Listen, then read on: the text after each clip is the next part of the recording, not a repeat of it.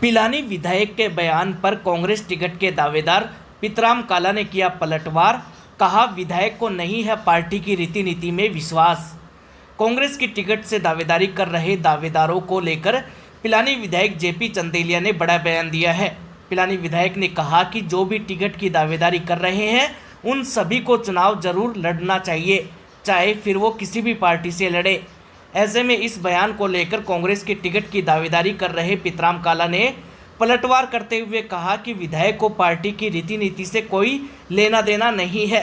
काला ने कहा कि विधायक का बयान साफ कर देता है कि वो पार्टी में विश्वास नहीं रखते हैं, क्योंकि पार्टी की ओर से टिकट तो किसी एक को दी जाएगी। ऐसे में पार्टी से बागी होकर चुनाव लड़ने का सुझाव देना कहीं न कहीं उनकी पार्टी के प्रति अपनी समझ और पार्टी के प्रति उनकी वफादारी को भी दर्शाता है।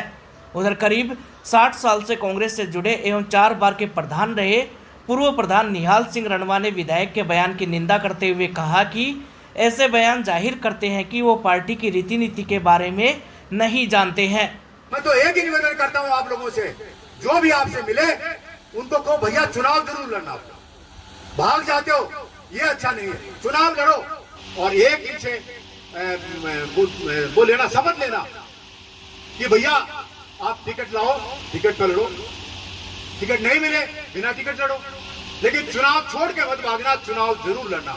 यह सबसे बड़ी ट्रेजेडी है इस विधानसभा क्षेत्र में। जो हारे वो टिकट मिले चाहे नहीं मिले चुनाव लड़े।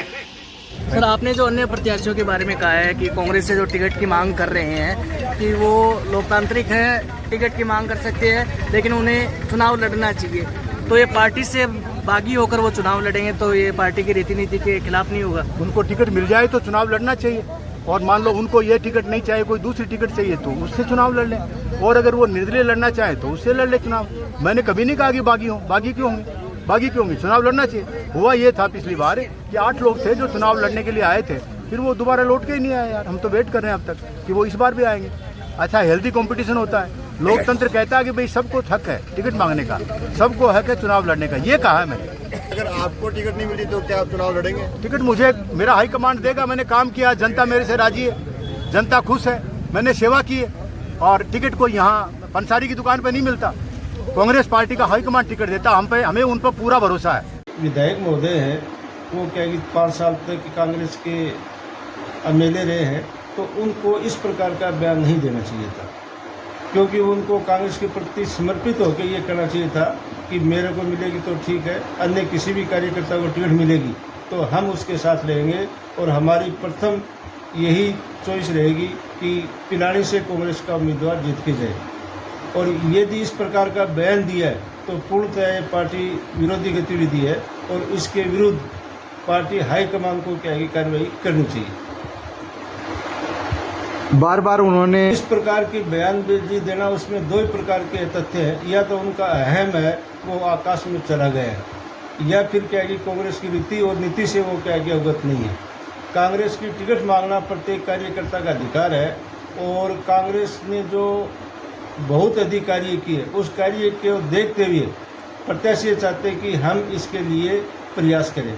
और आपको भी अच्छी तरह से विदित है, आपके माध्यम से जनता को भी कहना चाहूँगा कि कांग्रेस ने अब की बार त्रिपाठी शुरू की है कि हम सर्वे के आधार पर टिकट देंगे, और 4-5 सर्वे हो गए अखबार के अंदर इस प्रकार की गतिविधि आई है, तो सर्वे के अंदर जो जनता चाहेगी उसी को मतलब के नाम ऊपर गया है, और सर्वे के आधार पर टिकट देनी चाहिए। मैं भी ये कहता हूँ कि सर्वे के अंदर जो आदमी आ गया है उसको टिकट देनी चाहिए, हम उसके साथ हैं और कांग्रेस के भी साथ रहें। इस तरह के बयान बड़ी भर्त्सना योग्य है, और ये इतने बड़े आदमी को, जो सबसे बड़ा प्रतिनिधि है संगठन का, विधायक बहुत बड़ा प्रतिनिधि होता है, उसके मुंह से इस तरह की बातें कहना नहीं तो शोभा देता है और बहुत ही दुर्भाग्यजनक। एक तरीके से वो ये चाहते हैं कि उनको ये पता है कि मेरी टिकट कट रही है, और वो ये चाहते हैं कि ज़्यादा से ज़्यादा कैंडिडेट मैदान में आए, ताकि मेघवाड़ों के जो 40-42 हज़ार वोट हैं उनमें डिवीज़न हो जाए और मैं जीत जाऊं भाई। लेकिन अगर 50 कैंडिडेट भी चुनाव लड़ेंगे तो भी चंदेलिया जी की जीत हो नहीं सकती।